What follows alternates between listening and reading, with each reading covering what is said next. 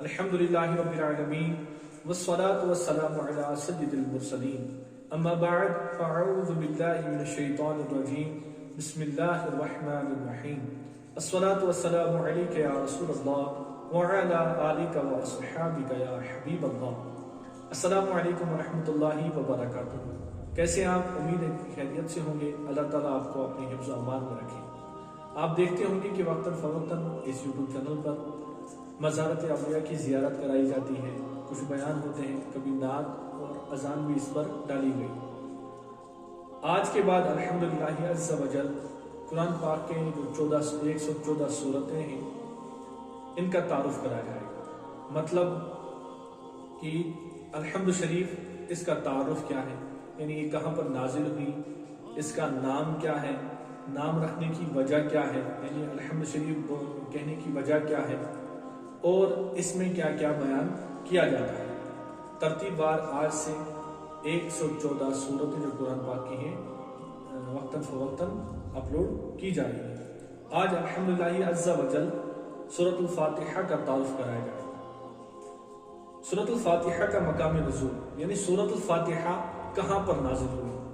اکثر علماء کے نزدیک سورۃ الفاتحہ مکہ مکرمہ میں نازل ہوئی، اور امام مجاہد رحمۃ اللہ تعالی فرماتے ہیں کہ سورۃ الفاتحہ مدینہ منورہ میں نازل ہوئی، اور ایک قول یہ بھی ہے کہ سورۃ الفاتحہ 2 مرتبہ نازل ہوئی، ایک مرتبہ مکہ مکرمہ میں اور دوسری مرتبہ مدینہ منورہ میں۔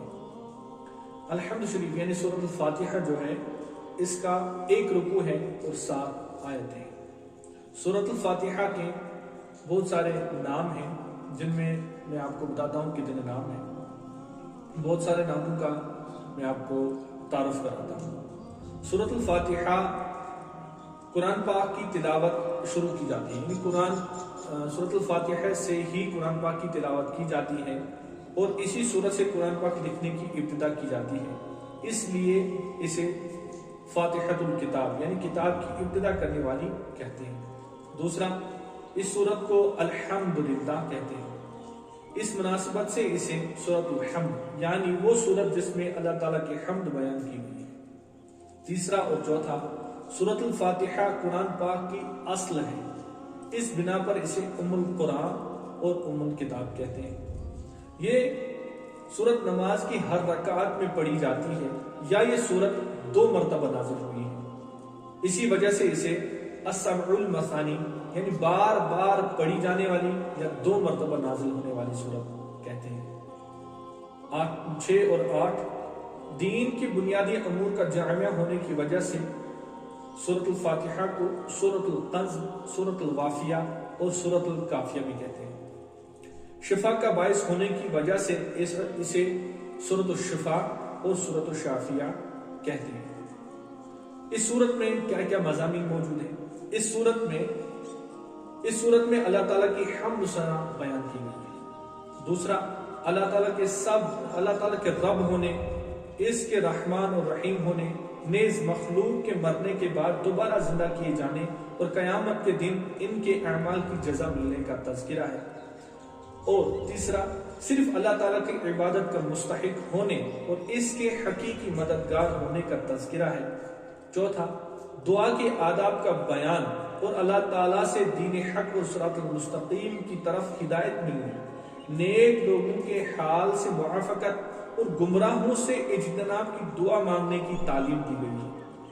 یہ چند وہ چیزیں بیان کی ہیں جن کا سورۃ الفاتحہ میں تفصیلی ذکر ہے۔ البتہ اجمالی طور پر اس سورت میں بے شمار چیزوں کا بیان ہے۔ امیر المومنین حضرت علی المرتضیٰ شیر خدا کرم اللہ تعالی وجہہ الکریم فرماتے ہیں، اگر میں چاہوں تو سورۃ الفاتحہ کی تفسیر سے 70 عمود پر دوں۔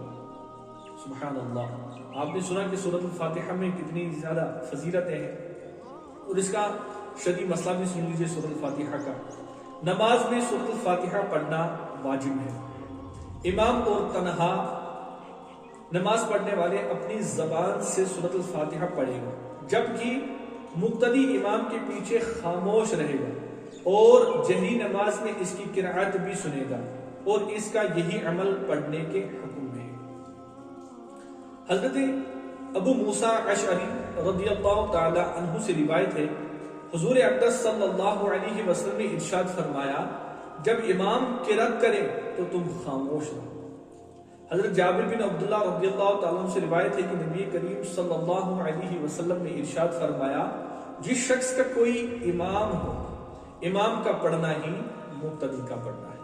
پیارے میٹھے اسلامی بھائیوں، یا جو بھی میری ویڈیوز دیکھتے ہیں، آپ نے سنا کہ اس کا شرعی مسئلہ بھی سنا، اس کا وجہ تسمیہ، نام اور وجہ تسمیہ بھی آپ نے سن لیے، مقام نزول بھی سن لیا۔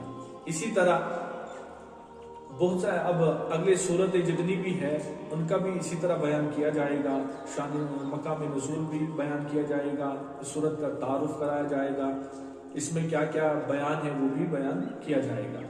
اگر آپ میری اس ویڈیو کو یوٹیوب پر دیکھ رہے ہیں تو سبسکرائب کریں، اور اگر آپ فیس بک پہ دیکھتے ہیں تو فالو کریں، اور دل جوئی کی نیت سے آپ لائک بھی کیا کریں۔ جزاک اللہ خیرہ و احسن الجزا۔